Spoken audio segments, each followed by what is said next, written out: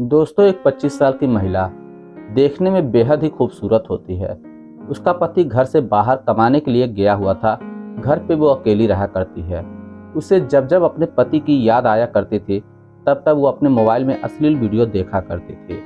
जब वो अश्लील वीडियो देखती थी तो कुछ न कुछ अजीब हरकतें किया करती थी। एक दिन की बात है, वो अपने मोबाइल में अश्लील वीडियो देख रही थी। तभी उसे इतना ज़्यादा उत्तेजित हो जाती है कि वो तुरंत फ्रिज के पास पहुंचती है और फ्रिज से एक बैगन निकाल लेती है। बैगन को लेके आकर अपने कमरे में चली आती है और बैगन से संबंध बनाने लगती है। उसे बहुत ही आनंद आ रहा था। वो आनंदित होकर अजीब अजीब सी आवाज़ें निकाल रही थी। उसके कमर के बगल में उसका ससुर सोया हुआ था। वो अजीब अजीब सी आवाज़ें सुनता है तो उसकी नींद खुल जाती है। वो अपनी बहू के कमरे के पास में आता है और खिड़की से झांक कर जब देखता है, उसके पैरों तले से ज़मीन खिसक जाती है। उसकी आंखें फटी की फटी रह जाती हैं। वो तुरंत अपने बहू के कमरे में पहुंचता है और उसके बाद दोस्तों जो होता है, कोई कल्पना भी नहीं कर सकता। जी हाँ दोस्तों, जब आप लोग सुनेंगे तो शायद आप लोगों को बहुत हैरानी होगी। इसलिए इस वीडियो को पूरा ज़रूर देखिएगा, क्योंकि वीडियो के अंत में आपको एक बहुत बड़ी सीख मिलने वाली है। तो आइए जानते हैं पूरी घटना इस वीडियो में। लेकिन वीडियो में आगे बढ़ने से पहले बस वही छोटी सी रिक्वेस्ट कि वीडियो को लाइक नहीं किए तो वीडियो को लाइक कर दीजिए, चैनल को सब्सक्राइब नहीं किए तो सब्सक्राइब कर दीजिए, जिससे मेरा हौसला बढ़ता रहे। दोस्तों, ये सच्ची घटना है गुजरात की। गुजरात में एक छोटा सा गांव होता है। उस गांव में एक छोटा सा परिवार होता है। परिवार के मुखिया का नाम राम कुमार होता है। राम कुमार की पत्नी का देहांत 2 साल पहले ही हो चुका था। घर में उसका एक बेटा भी होता है जिसका नाम मुकेश होता है। मुकेश ने अपनी पढ़ाई लिखाई खत्म कर ली थी और फिलहाल दिल्ली में वो एक निजी कंपनी में जॉब करता है। घर पे राम कुमार अब अकेला रहने लगता है तो घर उसे काटने को दौड़ता है। वो सोचता है कि बेटा मेरा बड़ा हो गया है, नौकरी भी पा गया है, अब मुझे उसकी शादी कर देनी चाहिए। कोई अच्छा रिश्ता मिल जाए तो मैं जल्द से जल्द उसकी शादी कर दूंगा। वो इधर उधर लड़की तलाशने लगता है। एक लड़की उसे मिल भी जाती है जिसका नाम सविता होता है। सविता देखने सुनने में बेहद ही खूबसूरत होती है। तो राम कुमार उसके घर पर पहुंच जाता है। उसके पिता से शादी की बातचीत करने लगता है। जब सविता को देखता है तो राम कुमार बेहद ही खुश हो जाता है और उसके हाथ पर 5,000 रुपये रख कर कहता है कि बेटी, आज से तू मेरे घर की बहू है। फिर उसके बाद उसके पिता से बातचीत करके शादी का दिन रखता है। दोस्तों, शादी का दिन 2 महीने रखा जाता है। 2 महीने के बाद शादी का दिन जब आता है तो राम कुमार अपने बेटे की शादी बड़ी ही धूमधाम से सविता से कर देता है। सविता विदा होकर अपने ससुराल चली आती है। ससुराल में आने के बाद अपने पति और ससुर का बहुत ही अच्छे तरीके से ख्याल रखती थी। धीरे धीरे समय गुजरता है। वो अपने परिवार को अच्छे तरीके से संभाल चुकी थी। घर में किसी बात की कोई दिक्कत नहीं होती है। एक दिन अचानक में मुकेश के कंपनी से फ़ोन आ जाता है और कहा जाता है कि मुकेश, तुम्हें बहुत अर्जेंट काम है, तुम्हें जल्द ही आना है।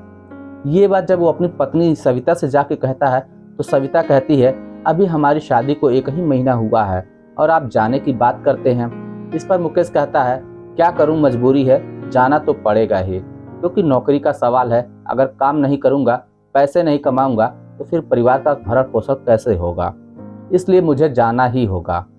उसके बाद सविता कुछ नहीं बोलती। अगले दिन मुकेश घर से निकल जाता है। धीरे धीरे समय गुजरता है। मुकेश कभी कभार अपनी पत्नी सविता से बातचीत कर लिया करता था। जैसे जैसे समय गुजरता जाता था वैसे वैसे अपने पति की याद सताने लगती थी।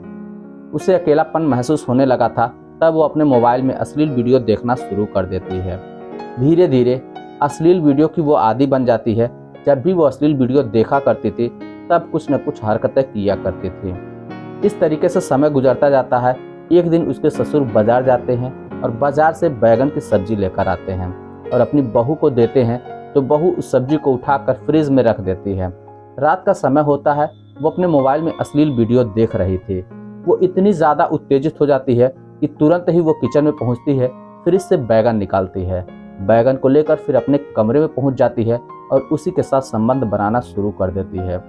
संबंध बनाते समय उसे बहुत ही आनंद आ रहा होता है, इसलिए वो अजीब अजीब सी आवाज़ें निकाल रही होती हैं। सविता के कमरे के बगल में ही उसके ससुर का कमरा होता है। उसके ससुर को जब ये आवाज़ सुनाई देती है तो वो उठकर बैठ जाते हैं और सोचने लगते हैं कि ये अजीब अजीब सी आवाज़ें आ कहाँ से रही हैं। वो बाहर निकलते हैं, इधर उधर देखते हैं, लेकिन उन्हें कुछ भी दिखाई नहीं देता। तब वो अपने बहू के कमरे के पास पहुंचते हैं और खिड़की से झांक कर जब देखते हैं तो उनकी आंखें फटी की फटी रह जाती हैं। वो चौंक पड़ते हैं और सोचने लगते हैं कि बहू आखिर ये कर क्या रही है। वो तुरंत ही अपनी बहू को आवाज़ देते हैं। बहू भी हड़बड़ा जाती है। सविता तुरंत दरवाज़ा खोलती है। सविता के कमरे में उसके ससुर राम कुमार पहुँचते हैं और पूछते हैं, बहू ये क्या कर रहे थे।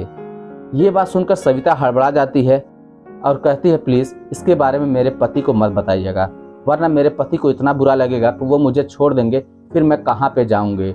मैं आपके हाथ पैर जोड़ती हूँ, इसके बारे में आप मेरे पति को बिल्कुल भी मत बताइएगा। ये बात सुनकर राम कुमार सोचने लगता है कि बात तो ये सही कह रही है। अगर इसके पति को मैं बताता हूँ तो इसे घर से बाहर निकाल देगा, क्यों ना मैं इसके मौके का फ़ायदा उठाऊँ। ये भी चाहती है कि इस बात को इसके पति को ना बताया जाए और मैं भी चाहता हूँ क्यों ना इसका मजबूरी का फ़ायदा उठाया जाए। तब वो कहता, ठीक है, मैं तुम्हारे पति को नहीं बताऊंगा, लेकिन उसके लिए तुम्हें मेरी एक शर्त माननी पड़ेगी। इस पर सविता कहती है, आप जो कहेंगे मैं वो करने के लिए तैयार हूँ, लेकिन बस इस बात को मेरे पति को मत बताइएगा। इस पर राम कुमार उसी के पास में बैठ जाता है और उसके साथ अश्लील हरकतें करना शुरू कर देता है। अब सविता न चाहते हुए भी उसका विरोध नहीं करती, क्योंकि उसे भी अकेलापन महसूस हो रहा था। वो भी चाह रही थी कि कोई उसका सहारा बने। धीरे धीरे दोनों एक दूसरे के बहुत ही करीब आ जाते हैं और दोनों उत्तेजित हो जाते हैं। फिर दोनों एक दूसरे के साथ संबंध बनाना शुरू कर देते हैं। इस तरीके से दोस्तों ये लोग हमेशा संबंध बनाया करते थे, क्योंकि घर में इन लोगों के सिवा कोई और नहीं होता है। समय गुजरता जाता है। करीब 6 महीने का जब समय गुजर जाता है तो 6 महीने के बाद सविता को प्रेग्नेंट हो जाती है। सविता का पेट फूलने लगता है।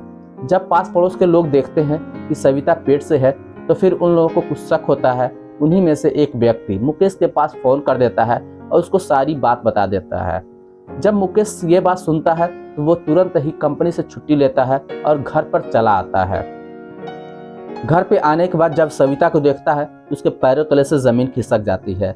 वो सविता को डांटने फटकारने लगता है और पूछता है कि ये किसका बच्चा है, आखिर तुमने ऐसा गंदा काम किया क्यों, इसका बाप कौन है। लेकिन सविता कुछ भी नहीं बताती। तब सविता को मारने पीटने लगता है, गाली गलौज देने लगता है। राम कुमार दूर खड़ा हुआ यह सब देख रहा होता है। जब उससे बर्दाश्त नहीं होता तब वो करीब में आता है और कहता है कि बेटा तू बहू को मत मार, मैं सच बताता हूँ सच्चाई क्या है। इसके बाद राम कुमार कहता है, तू बाहर रहता था, तेरी बीवी के पेट में जो बच्चा है वो मेरा है। बात सुनकर मुकेश के पैरों तले से जमीन खिसक जाती है और वो अपने पिता पर चिल्लाने लगता है। उसके बाद वो अपनी पत्नी से कहता है कि तुमने मेरे बारे में एक बार भी नहीं सोचा, तुमने ये क्या कदम उठा दिया, मैं तुम लोगों को छोड़ूंगा नहीं। ये कहते हुए मुकेश तुरंत ही पुलिस को फोन कर देता है। पुलिस मौके पर पहुंचती है और उसके पिता और पत्नी दोनों को गिरफ्तार करके थाने लेकर चली जाती है। जब वहां पे पूछताछ होती है तब दोनों कहते हैं, हम दोनों लोग अपनी मर्जी से ही संबंध बना रहे थे। और सविता कहती है कि मैं अपने पति के साथ नहीं रहना चाहती, मैं इन्हीं के साथ में रहना चाहती हूँ। ये सुनकर मुकेश की आंखें भर जाती हैं और कहता है, साहब अगर ये यही चाहती है तो आज ही से मैं इसे तलाक देता हूँ और इसके रास्ते अलग हैं, मेरे रास्ते अलग हैं। उसके बाद वहाँ से मुकेश तुरंत ही फिर दिल्ली के लिए रवाना हो जाता है और वहीं पे काम करना शुरू कर देता है। इधर मुकेश के पिता और उसकी पत्नी दोनों घर पर आते हैं। दोनों मंदिर में जाकर शादी कर लेते हैं और उसके बाद अपनी वैवाहिक जीवन को व्यतीत करना शुरू कर देते हैं। तो दोस्तों ये रही कहानी। इस कहानी को सुनाने का मतलब किसी की भावनाओं के साथ खिलवाड़ करना नहीं था, किसी को ठेस पहुंचाना नहीं था। बस आप लोगों को सचेत और जागरूक करना था कि समाज में ऐसे लोग भी हैं जो हवस की आग में ये भी भूल जाते हैं कि रिश्ते में कौन क्या लगेगा।